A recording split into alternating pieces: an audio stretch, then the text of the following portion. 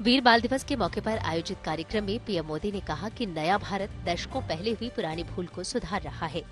आजादी के अमृतकाल में देश ने गुलामी की मानसिकता से मुक्ति का प्राण फूंका है। पीएम मोदी ने कहा कि भारत को भविष्य में सफलता के शिखरों तक लेकर जाना है तो हमें अतीत के संकुचित नजरियों से भी आजाद होना होगा। वीर बाल दिवस पर गुरु गोविंद सिंह जी के छोटे साहिबजादों बाबा जोरावर सिंह और बाबा फतेह सिंह और माता गुजरी के असाधारण साहस और बलिदान को याद किया गया। पीएम मोदी ने कहा कि साहिबजादों ने इतना बड़ा बलिदान और त्याग किया, अपना जीवन न्यौछावर कर दिया, लेकिन इतनी बड़ी शौर्य गाथा को भुला दिया गया। AIMIM प्रमुख असदुद्दीन ओवैसी ने श्री कृष्ण जन्मभूमि शाही ईदगाह को लेकर मथुरा की कोर्ट के हालिया आदेश पर सवाल उठाया है। ओवैसी ने दावा किया है कि सिविल कोर्ट ने 1991 के एक्ट का उल्लंघन किया है। ओवैसी ने कहा कि कोर्ट ने सर्वे को पहले उपाय के तौर पर आजमाया है, जबकि कानून के जानकार मानते हैं कि सिविल मामलों में सर्वे लास्ट रिजॉर्ट यानी आखिरी उपाय होना चाहिए। दरअसल मथुरा की अदालत ने 8 दिसंबर को हिंदू संगठन की तरफ से दायर याचिका पर सुनवाई करते हुए संपत्ति की अमीन रिपोर्ट मांगी है। हिंदू पक्ष दावा कर रहा है कि ये एक तरह से मस्जिद परिसर के सर्वे का आदेश है, जबकि इस विवाद से जुड़े मुस्लिम पक्ष का दावा है कि ये एक तरफा आदेश है, उनका पक्ष सुने बिना ही पारित किया गया है। कांग्रेस नेता राहुल गांधी ने पूर्व प्रधानमंत्री अटल बिहारी वाजपेयी के समाधि स्थल पर जाकर उन्हें श्रद्धांजलि दी। राहुल गांधी भारत जोड़ो यात्रा के साथ शनिवार को दिल्ली पहुंचे और आज सुबह वो पूर्व प्रधानमंत्री वाजपेयी के समाधि स्थल सदैव अटल पहुंचे।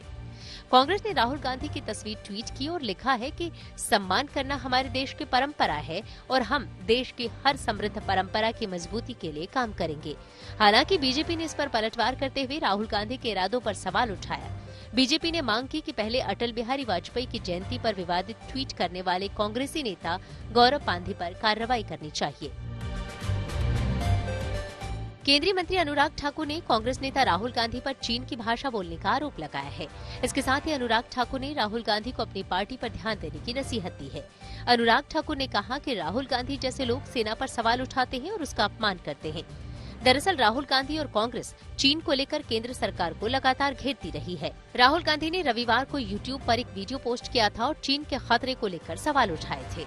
अनुराग ठाकुर ने सवाल किया कि जब डोकलाम हुआ था तब राहुल गांधी चीन के अधिकारियों के साथ क्या कर रहे थे। भोपाल से बीजेपी सांसद प्रज्ञा ठाकुर ने एक बार फिर विवादित बयान दिया है। प्रज्ञा ठाकुर ने हिंदू समुदाय से अपने घरों में हथियार रखने के लिए कहा है। उन्होंने कहा कि हिंदुओं को उन पर और उनकी गरिमा पर हमला करने वालों को जवाब देने का अधिकार है। ये विवादित बयान उन्होंने रविवार को कर्नाटक में दिया।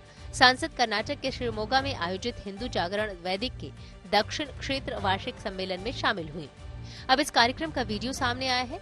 बीजेपी सांसद ने कहा कि अपने घरों में हथियार रखो, कुछ नहीं तो कम से कम सब्जियां काटने के लिए चाकू तेज रखो, पता नहीं क्या स्थिति पैदा हो जाए। श्रद्धा मर्डर केस के मुख्य आरोपी आफ्ताब पूनावाला का सोमवार को वॉइस सैंपलिंग टेस्ट किया गया। इसके लिए दिल्ली पुलिस आरोपी को तिहाड़ जेल से सेंट्रल फॉरेंसिक लैब लाई। दरअसल इस केस में पुलिस को एक ऑडियो मिला है जिसमें आफ्ताब और श्रद्धा के बीच बहस हो रही है। इसी ऑडियो से आफ्ताब की आवाज का मिलान करने के लिए पुलिस ने आफ्ताब का वॉइस सैंपल लिया। दिल्ली पुलिस के अधिकारियों का कहना है कि केस में ये ऑडियो अहम सबूत हो सकता है। इससे पता चल सकता है कि आखिर आफ्ताब ने श्रद्धा की हत्या क्यों की। सीबीआई की CFSL टीम आफ्ताब का वॉइस सैंपल और ऑडियो सबूत सैंपल का मिलान करेगी।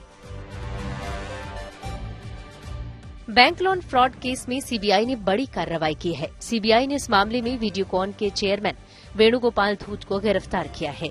इससे पहले सीबीआई ने इस मामले में ICICI बैंक की पूर्व MD चंदा कोचर और उनके पति दीपक कोचर को गिरफ्तार किया था। आरोप है कि जब चंदा कोचर ICICI बैंक की कमान संभाल रही थी तब उन्होंने वीडियोकॉन ग्रुप को लोन दिया था। बदले में चंदा के पति दीपक कोचर की कंपनी न्यू रिन्यूएबल को वीडियोकॉन से निवेश मिला था। कोलकाता एयरपोर्ट पर विदेश से आए 2 यात्री कोरोना पॉजिटिव पाए गए हैं। बताया जा रहा है कि मलेशिया की राजधानी कुआलालंपुर से आई ब्रिटेन की एक महिला कोरोना पॉजिटिव पाई गई है। इसके साथ दुबई से कोलकाता आया एक यात्री भी कोरोना पॉजिटिव पाया गया है। दोनों संक्रमितों को आइसोलेट किया गया है। इससे पहले यूपी के आगरा में विदेश से आने वाला 1 और गया में विदेश से आने वाले 4 मरीज कोरोना संक्रमित पाए गए थे। गया में जो यात्री कोरोना पॉजिटिव पाए गए हैं उनमें से 3 इंग्लैंड और 1 म्यांमार का है। पुष्प कमल दहल प्रचंड नेपाल के नए प्रधानमंत्री बन गए हैं। राष्ट्रपति विद्यादेवी भंडारी ने उन्हें प्रधानमंत्री पद की शपथ दिलाई। प्रचंड तीसरी बार नेपाल के प्रधानमंत्री बने हैं। वो पहली बार 2008 से 2009 और दूसरी बार 2016 से 2017 में प्रधानमंत्री बने थे। प्रचंड ने पूर्व प्रधानमंत्री और चीन के करीबी माने जाने वाले कम्युनिस्ट नेता केपी शर्मा ओली समेत 5 अन्य गठबंधन पार्टियों के साथ मिलकर सरकार बनाई है।